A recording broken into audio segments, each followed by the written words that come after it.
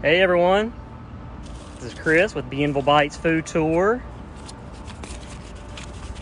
Just wanted to sign on here. We're going to do a virtual history tour. This is our very first virtual history tour of the city of Mobile, and we hope to do these every Sunday at 1 o'clock. And yeah, hey everybody, thanks for joining us. It's Chris with Bienville Bites. And yeah, we're gonna get things going here. Gonna get a little time for everybody to sign on here. We really miss hanging out with everybody. You know, one of our passions with Bienville Bites is sharing the city of Mobile with everyone, sharing our food and our restaurants. And so with the restaurants shut down right now, the dining room shut down, you know, we haven't been able to we had to postpone our tours for right now. And so, you know, we're really upset about that. We really miss everybody.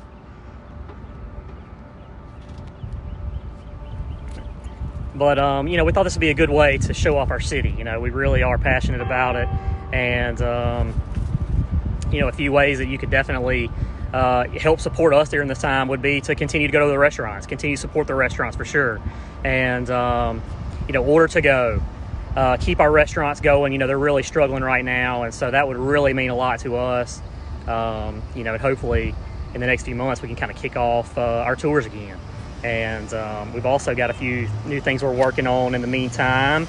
We're going to try to do maybe a little a food tour in a box, so maybe we can get that delivered to you. If you know, maybe you're out around town, not able to come downtown much right now, I understand that. So you know, be looking for that. We're going to announce that hopefully tomorrow. But yeah, y'all please share, and please share this video with your friends. But and we'll go ahead and get started. You know, the city of Mobile, founded 1702 by the French, the Lemoyne brothers, D'Iberville and Bienville, were sent over here by King Louis XIV to settle this area along the country, along the Gulf Coast here. And so they set up different forts and settlements along the Gulf Coast, and really, you know, in search of the Mississippi River. That was kind of their goal. And so, you know, like I said, they set up different settlements along the Gulf Coast, but their first permanent settlement was the city of Mobile, and which was actually not in this location that we're at now. The original location of Mobile was 27 miles north of where we are now, on the banks of the Mobile River, a place called 27 Mile Bluff. And so if you go up Highway 43, if you're familiar with a lot of the chemical plants and the steel mills up there, that's where the original location of Mobile was. Bienville and his brother D'Iberville, you know, formed Fort Louis de la Mobile, and you know, had the colony going there. D'Iberville actually died 1704, and so that left Bienville with the colony as the governor of the colony there. And you know, they continued to grow. A few hundred people there in the old colony of Mobile. You have to know, 1711, they had a lot of flooding at the old Mobile site. And so that caused Bienville, you know, he was looking for scouting for new locations for the town. And he actually settled here, where we are now, our current location. It was a very strategic location because, you know, he felt that we were here on the mouth of the Mobile River going into Mobile Bay. They also had a settlement down at Dauphin Island, and so that was, you know, another strategic reason for this location. We're also very high above sea level right here, and so we're on a large bluff. It's kind of hard to tell that now, the way the city's laid out now, but yeah, we're very high above sea level here, so that was definitely helpful for them as well. 1711, they built the new Fort Louis de la Mobile, just a wooden stockade fort. As you can imagine, a wooden fort in this climate was not very sustainable. And so they ended up having to actually, you know, demolish that. And they built 1723 what we know as Fort Conde de la Mobile. And I'm going to turn the camera around, and we're here now. This is the replica of Fort Conde that's in downtown Mobile. This is what the original fort did look like, Fort Conde. You know, but like I said, now it is a 4/5 scale of the original fort. So if you're familiar with the city of Mobile, the original fort would have been about the size. So if you're around Fort Conde Village, all the way to about where Conti Street is presently, that was the original about the original size of the fort. So, but still, Fort Conde is open for tours, and they've got some, some pretty cool things in there. Be worth your while. I do want to take you over here to some of the old remains that, some of the old ruins that still remain here in the city of Mobile. So these ruins were actually dug up when they constructed the Wallace Tunnel, the I-10 George Wallace Tunnel, and so you can see these are the only remains left of the original Fort Conde. Still here in the downtown Mobile, so really cool. These bricks were also laid by African slave labor, something that's pretty unique to our city. So yeah, we're gonna keep going. So we're here at Mardi Gras Park. It's really weird to see Mobile like this, y'all. Don't think I've ever seen it like this. Mardi Gras Park. So Mobile was originally started Mardi Gras, 1703, was the first celebration of Mardi Gras in the New World. Now you have to know, in the old days of Mobile, those first celebrations are not very well documented. But really, those early celebrations were nothing more than a few men of Catholic faith drinking some alcohol in a tavern. That's really all the old celebrations were, the French celebrations of those times. And y'all leave some comments, man. Y'all talk to me. Give me some feedback. We're walking up here, and so Mardi Gras Park now, they're going to they've got an idea to have it as like a market, but still, you see the gesture here, some pretty cool things here at Mardi Gras Park. The first Mardi Gras celebration. So one thing you do need to know about Mardi Gras Carnival that we celebrate here in the city of Mobile, pre-Civil War, the Mardi Gras celebrations in Mobile, Carnival celebrations, were all done New Year's Eve. Post-Civil War, they were all celebrated on Mardi Gras Day. And so this site right here, Royal Street, Government Street, this was the location of the first Mardi Gras parade that kicked off on Mardi Gras Day. So this was post-Civil War, 1868. The Order of Mist kicked off right here, Royal and Government Street. Joe Kane and the Lost Cause Minstrels preceded that parade.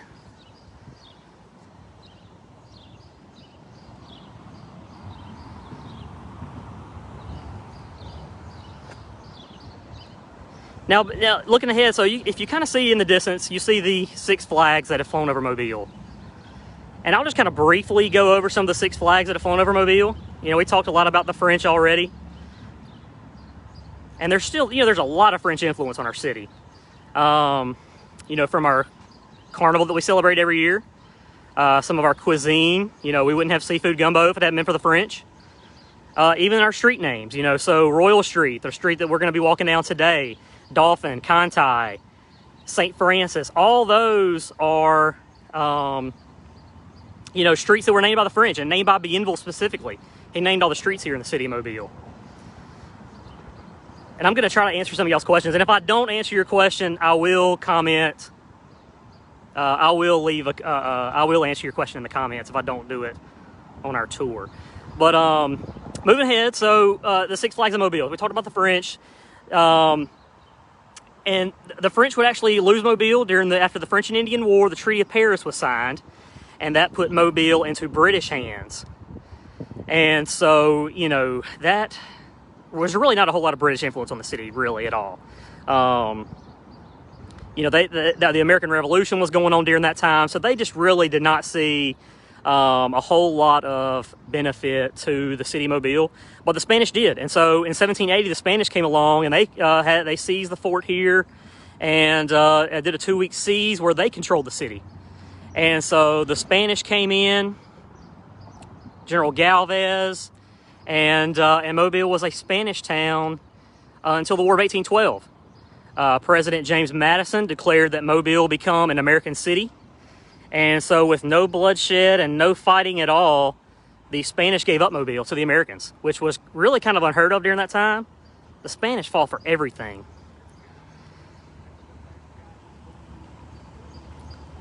Our next flag would be just prior to the Civil War, the state of Alabama seceded from the Union, 1860. So for 2 months, the Alabama flag flew over Mobile, and until the Confederacy was formed, 1861, and that was our 6th and final flag. Now, you have to know, antebellum Mobile was really one of the most diverse. Well, I'll have to say, it really worked out that the Americans took control of Mobile when they did around 1813, because that was just before the cotton boom, and cotton just absolutely put Mobile on the map. We were a town of a few hundred in the early 1800s, and then by 1850, 1860, we were one of the largest cities in the South. And it was all due to cotton. That absolutely controlled the economy here in Mobile. And some of our finest buildings in the city of Mobile were all, during that antebellum period, and even built on the backs of slavery. So a good example of that would be the History Museum that's across the street from here. The old City Hall Southern Market building. It's a National Historic Landmark, one of only 3 in the city of Mobile. And like I said, it's currently the History Museum. When it was originally built as the old Southern Market, they would have, this is a place where you would come and get fresh seafood. You would get meat, fruit, vegetables. So they saw it as kind of like a farmer's market. Now, upstairs would be administrative offices. And that is where the City Hall would meet. And it's actually the oldest continuously used City Hall building in the United States, this building is. And so the City Council, they meet elsewhere weekly. Actually, in the ugly, hideous building back there. We won't talk about that, but because we're promoting Mobile, right? But this is the oldest continuously used City Hall building in the United States. So even if they have to meet here on December 31st, they usually do meet here on the last City Council meeting of the year to ensure that they can continue that tradition. Now, moving along here, across the street, you'll see the Admiral Raphael Sims statue. Now, if you've ever taken a food tour with me before, we don't talk about Admiral Sims on our food tour, or at least I don't. I'm kind of superstitious, and he died of food poisoning. So, yeah, we're going to leave him for sure off the food tour when you take the tour with me. But yeah, antebellum Mobile also, was one of the most diverse. Mobile is one of the most diverse cities in the country during that time. You've got people from French, British, Spanish descent, men and women of Creole, which was a mixed race of African, French, Spanish. You've got people from you got free slaves, you've got enslaved blacks. People started moving here to work in the cotton industry from Europe and a lot of Yankee states. So really, yeah, antebellum Mobile was one of the most diverse cities in the country. I want to turn the camera around. A lot of people ask me about that horn that's on top of the Riverview Plaza canopy here. They blow that horn at 5 o'clock every workday to let Mobilians know that it's time to go home. So we're walking down Royal Street here. You also have to know, in the early days of Mobile, pre-American Mobile, Royal Street was actually the waterfront street. This was the street closest to the water.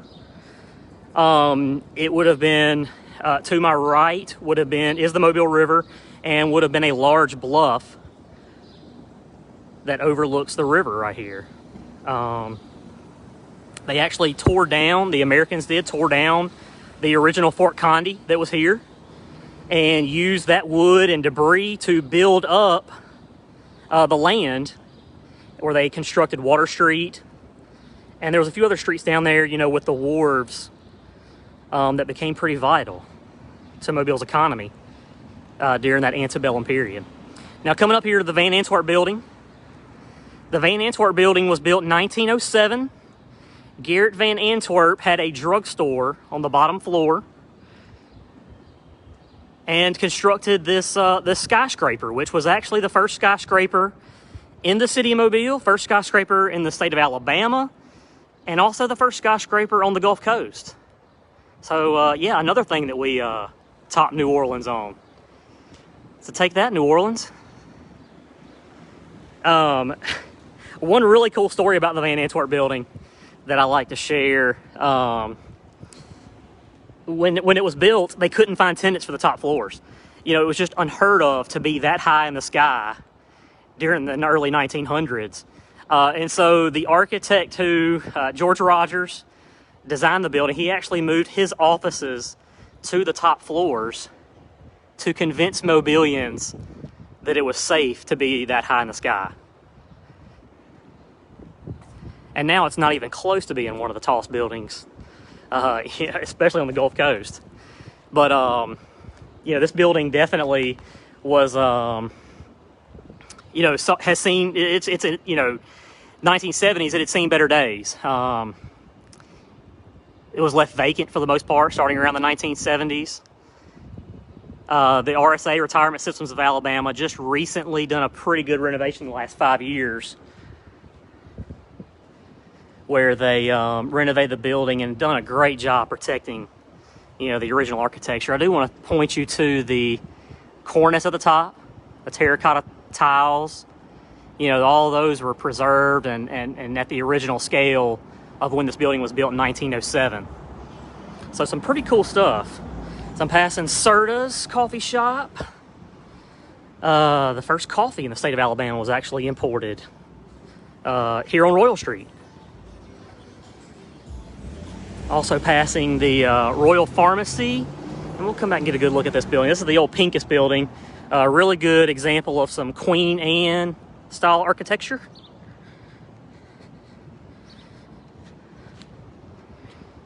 This is it, the Pincus building. Built in the 1890s. And as we keep going,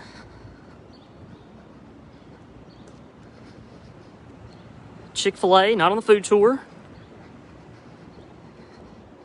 Probably would be, all right, I'm gonna answer somebody else's questions real quick. Original Mardi Gras throws. So original Mardi Gras throws. You know, there's really not a whole lot documented, especially in there, of course, you know, when we started parading.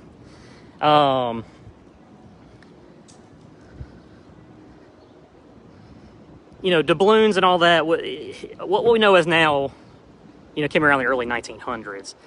But, let's see what we got. All right, we're here at the Battle House Hotel. And this is really one of the most prestigious historic hotels in the city, in the state of Alabama. Across the street here. More presidents have stayed at this hotel than any other hotel in the state of Alabama. Woodrow Wilson famously gave a speech here. Now this, famously gave a speech that we would never, the United States would never basically attack any other country. And yeah, that really didn't work out. But the Battle House was originally a 4-story wood frame structure, 1855, when it was built by the Battle Brothers. That's another thing too. I know a lot of people, you know, I think a lot of people think that maybe this building was named after a certain battle, Battle of Mobile Bay, or something like that. So yeah, the Battle Brothers built this hotel, and that old structure burned, replaced here, 1907, this structure was built. And again, you know, many notable guests have stayed here. Most recently for, you know, Carrie Underwood, Bruce Willis. For the house for the millennials, for the boomers, we had Elvis Presley. Actually, I think Elvis Presley stayed second floor there on the corner. Somebody told me that one time on a tour. I learned that he stayed in that room. Jimmy Buffett stayed here at the Battle House Hotel. Many notable guests, and through the years. All right, I'm going to turn the camera around in here also and show you the RSA Trustmark building. When this building was built in the 1960s, it was the tallest building in the state of Alabama. Now, of course, the tallest building in the state of Alabama is the RSA Tower behind the Battle House. It was built in 2006. But really, you know, one thing that's pretty significant about the RSA Trustmark building is at the very top up there where that spire comes across the sky is the home of the world's largest electronic moon pie. Yep, you heard that right. The world's largest electronic moon pie. I don't think we're really rivaled by anybody else in the country. I don't think there is another electronic moon pie, but you know what? If we're in the city Mobile and it's the, hey, if it's the largest of anything in the city Mobile, we're going to claim it. So we claim the world's largest electronic moon pie. That's what we drop every New Year here in Mobile to ring in the new year. And, the history of us and the moon pie, Mobile's really become synonymous with the moon pie. Going back to the 1970s, talking about Mardi Gras throws, Cracker Jacks were a favorite throw. 1900s, 1950s, 1960s, 70s, and a lot of people still remember those Cracker Jacks. The city of Mobile actually banned the Cracker Jacks because they were cutting people in the face, hitting people so hard, they're throwing them so hard they were cutting people in the eye, and so the city banned those, and they had to find a new throw. And so the moon pie kind of became the obvious choice. They're soft, cheap. Everybody in the South loves moon pies. And so now Mobile, they're baked in Chattanooga, Tennessee, but Mobile is by far their number one customer. We consume 5 million moon pies each year here in the city of Mobile. And so even the bottom floor of the Trustmark building is the home of the moon pie store. So yeah, also on the street, I guess would be kind of important to point out, but the Battle House here, the Merchants Bank building right there, we talk a lot about cotton and how that, thrived our economy pre-Civil War.